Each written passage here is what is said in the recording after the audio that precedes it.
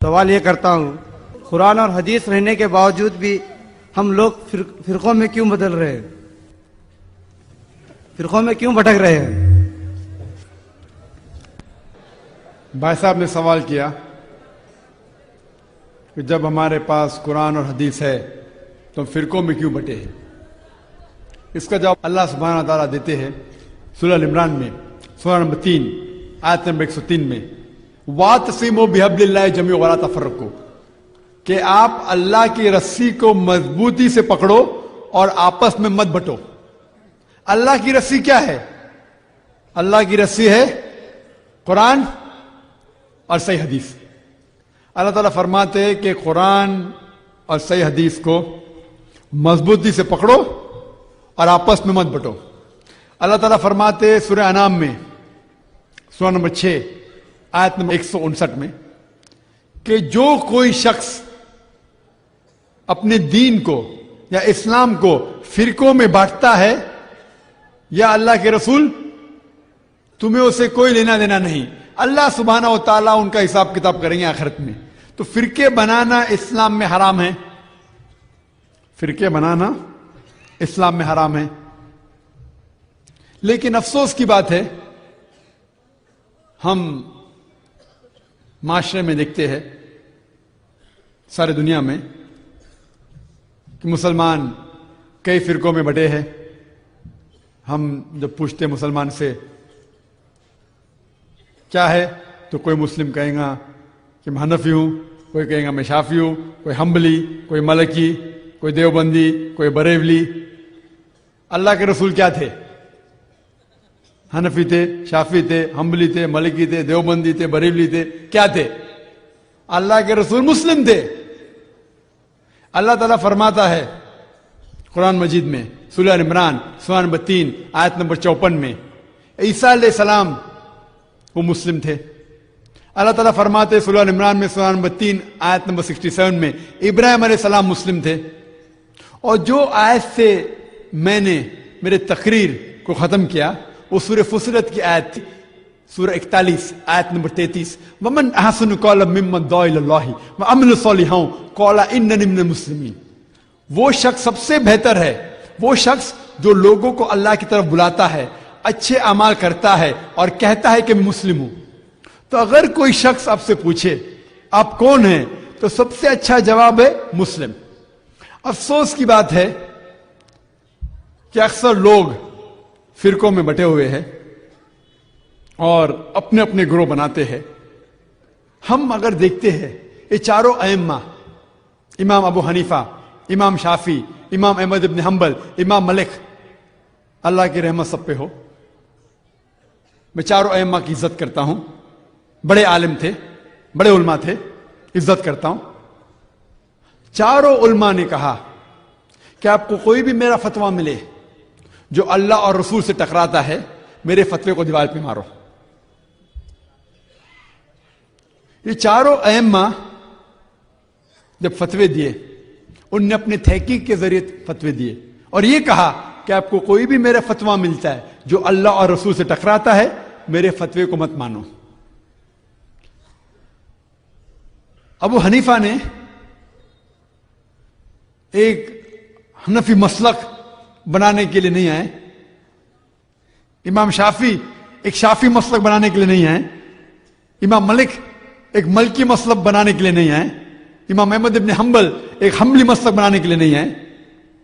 ان نے اپنے تحقیق کے ذریعے اپنے فتوے پیش کیے، اور ہمارا فرض ہے کہ ہمیں بات ماننا چاہیے اللہ اور اللہ کے رسول کی۔ اگر مثال کے طور پہ مجھے ایک فتویٰ ملتا ہے جو امام شافعی کا فتویٰ ہے کہ اگر آپ وضو میں ہیں اور کوئی خاتون کا ہاتھ لگتا ہے تو آپ کی وضو ٹوٹ جاتی ہے۔ جب میں صحیح بخاری پڑھتا ہوں وہاں پتہ لگتا ہے محمد صلی اللہ علیہ وسلم نے وضو میں تھے، اپنے بیوی حضرت عائشہ کو چھوا، ان کی وضو نہیں ٹوٹی۔ ابو داؤد میں بھی ہے۔ تو یہ پتہ لگتا ہے مجھے کہ صحیح حدیث کے حساب سے جب انسان وضو میں ہے تو اس کی وضو نہیں ٹوٹتی۔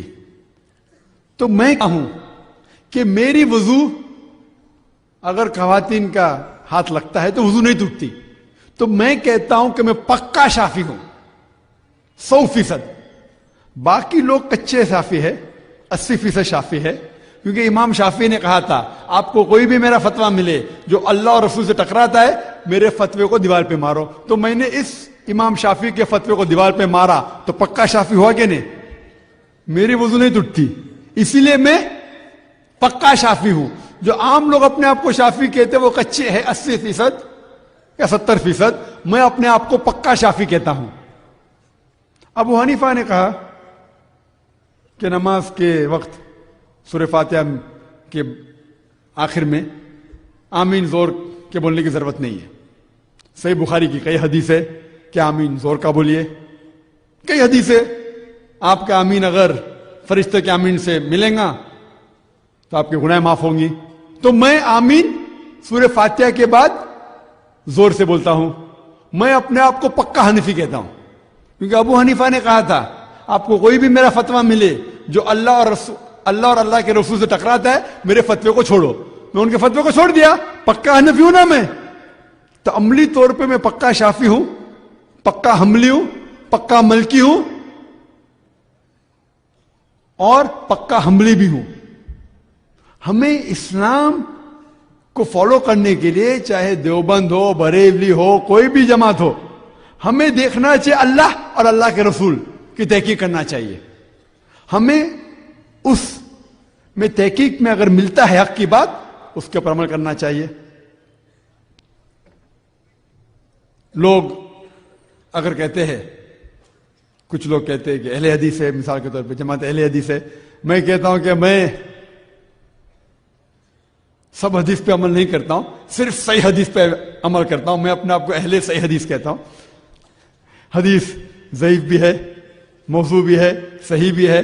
میں جانتا ہوں کہ اہل حدیث بھی صحیح حدیث پہ عمل کرتے ہیں, لیکن اگر میں اپنے آپ کو کہوں گا تو میں کہوں گا میں اہل صحیح حدیث ہوں, کیونکہ میں پکا قرآن اور صحیح حدیث پہ عمل کرتا ہوں, ضعیف حدیث پہ نہیں, صحیح حدیث پہ عمل کرتا ہوں. اگر کوئی اپنے آپ کو کہنا چاہتا ہے, اللہ نے اپنے آپ کو کہا کہ اپنا لقب دو مسلم, تو اسی لیے لقب میں اپنے آپ کو صرف مسلم دیتا ہوں اور کون سا بھی نہیں. عملی طور پہ پکا حنفی ہوں, پکا شافی ہوں, پکا ملکی, پکا حنبلی, پکا اہل حدیث. لقب سے میں اپنے آپ کو مسلم کہتا ہوں, کیونکہ اللہ تعالیٰ فرماتے سورہ حج میں سورہ نمبر 22 آیت نمبر 78 میں اللہ تعالیٰ فرماتے ابراہیم علیہ السلام سے کہ ہم نے آپ کا نام رکھا مسلم. اس سے اچھا الفاظ ہے ہی نہیں. ہم آپس میں کیوں جھگڑا کر رہے, وہ حنفی, وہ شافی, وہ حنبلی, وہ مالکی, یہ دیوبندی, یہ بریلوی, کیوں جھگڑا کس بات کا؟ ہمیں عمل کرنا چاہیے اللہ اور اللہ کے رسول پہ. کوئی بھی دنیا میں کوئی بھی شیخ ہو, کوئی بھی فتویٰ دے رہا ہوں, آپ اس سے پوچھئے قل ہاتوا برہانکم, آپ کا برہان پیش کرو. یہ قرآن کی آیت ہے سورہ بقرہ سورہ نمبر 2 آیت نمبر 111 میں. اگر ان کا برہان قرآن اور حدیث سے ملتا ہے اس شیخ کی بات مانو, نہیں ملتا ہے پھینک دو. میں جو کہتا ہوں اسلام میں, ذاکر جو اسلام میں کہتا ہے وہ زیرو ہے, زیرو, کوئی اہمیت نہیں رکھتا. اسی لیے میں جب بھی جواب دیتا ہوں قرآن اور حدیث کا حوالہ دیتا ہوں. میری اہمیت اسلام میں زیرو ہے, کچھ نہیں, شونیہ, زیرو. اسی لیے میں جب بھی جواب دیتا ہوں قرآن اور حدیث کا حوالہ دیتا ہوں. اللہ جو کہتا ہے, اللہ کے رسول جو کہتے ہیں, صحابہ جو کہتے ہیں, اس کی اہمیت ہے. کوئی بھی عالم دنیا میں آج کی تاریخ میں کتنا بھی بڑا شیخ ہون دو, افسوس کی بات ہے لوگ فتوے دیتے لیکن حوالہ نہیں دیتے. ہم مسلمان کو صرف یہ پوچھنا چاہیے بھائی آپ کا ثبوت کیا ہے, پوچھو, حوالہ پوچھو. کچھ لوگ کہیں گے ارے مجھ سے حوالہ پوچھتے ہیں, شیطانی سوال. جواب نہیں پتا تو بولتے شیطانی سوال. ہمیں عمل کرنا چاہیے اللہ اور اللہ کے رسول پہ. کچھ لوگ مجھ سے کہتے ہیں کہ صحیح حدیث ہے ترمذی کی کہ اللہ کے رسول نے کہا کہ 73 فرقے ہوئیں گے. اللہ کے رسول نے کہا 73 فرقے ہوں گے, یہ نہیں کہا کہ 73 فرقے بناؤ. اللہ فرماتا ہے قرآن مجید میں, اللہ تعالیٰ فرماتے کہ فرقے بنانا حرام ہے, اللہ کے رسول جانتے ہیں کہ اللہ کہنے کے باوجود کہ فرقے بنانا حرام ہے، مسلمان بنانے والے، تو ان کی حدیث ہے کہ 73 فرقے ہو گئے، انہوں نے یہ نہ کہا کہ 73 فرقے بناؤ. اور جب صحابہ نے پوچھا کہ ایک ہی فرقہ صحیح راستے پہ ہوگا، جنت میں جائیں گا، ہر کوئی مسلمان کہتا وہ میں ہوں. جب صحابہ نے اللہ کے رسول سے پوچھا کہ کون سا فرقہ جنت میں جائیں گا، تو اللہ کے رسول نے کہا وہ جو قرآن اور حدیث پہ عمل کرتا ہے، جو میری بات اور صحابہ پہ عمل کرتا ہے، جو فرقے نہیں بناتا ہے. قرآن کہتا ہے فرقے بنانا حرام ہے، فرقہ بنائے مطلب غلط. آپ جب یہ کہے کہ صرف میری جماعت جنت میں جائیں گی، قرآن کے خلاف. ہاں، صرف وہ جماعت جو اللہ اور رسول کے بات کے اوپر عمل کرتی ہے، جو فرقے نہیں بناتی ہے. اسی لیے مجھ سے جب کوئی پوچھتا ہے اب کیا ہے، تو میں کہتا ہوں میں مسلم ہوں. عملی طور پہ پکا حنفی ہوں، پکا شافی، پکا حنبلی، پکا مالکی، پکا اہل حدیث. میں چاروں ائمہ کی عزت کرتا ہوں. میرے حساب سے چاروں ماشاءاللہ وہ سلفی تھے، سلفی صالحین کے اوپر عمل کرتے تھے. ایک انسان فتوے دینے کے اوپر غلطی کر سکتا ہے، میں غلطی کر سکتا ہوں، کوئی بھی انسان کر سکتا ہے. اور دیکھے جاؤ تو ان کے باتوں میں 95%، 98%، 99% دیکھے وہ 1% کی ہم جھگڑا کر رہے، گروہ بنا رہے کہ اسلام میں گروہ بنانا، فرقے بنانے کی اجازت نہیں ہے. اللہ تعالیٰ فرماتے جو بھی کوئی فرقہ بناتا ہے وہ حرام ہے. تو ہم مسلمان کے اندر آپ دیکھیں گے فرقے کیوں ہیں؟ کیونکہ ہم قرآن کو سمجھ کے نہیں پڑھتے. قرآن پڑھتے عربی میں، ختم کرتے رمضان میں 1، 2، 3، 4 بار، سمجھتے ہی نہیں. کیا قرآن ختم کریں گے انشاءاللہ ثواب ملے گا، لیکن جب آپ سمجھتے نہیں تو عمل کیسا کریں گے؟ اگر ہر مسلمان قرآن کو سمجھ کے پڑھیں گا تو کوئی بھی شیخ آپ کو گھمائے گا نہیں. کیا ہوتا ہے فتوے میں ہوتا ہے نا، گھماتے، take you for a ride انگریزی میں کہتے ہیں. آپ اگر قرآن مجید کو سمجھ کے پڑھیں گے تو قرآن مجید اللہ تعالیٰ فرماتے سورہ قمر میں، سورہ نمبر 54، چیپٹر 54، آیت نمبر کم از کم 4 جگہ پہ، آیت نمبر 17، آیت نمبر 22، آیت نمبر 32، آیت نمبر 40، وَلَقَدْ يَسَّرْنَا الْقُرْآنَ لِلذِّكْرِ فَهَلْ مِن مُدَّكِرٍ. ہم نے قرآن آپ کو سمجھنے کے لیے آسان بنایا ہے، تو کون اس کے اوپر عمل نہیں کرے گا؟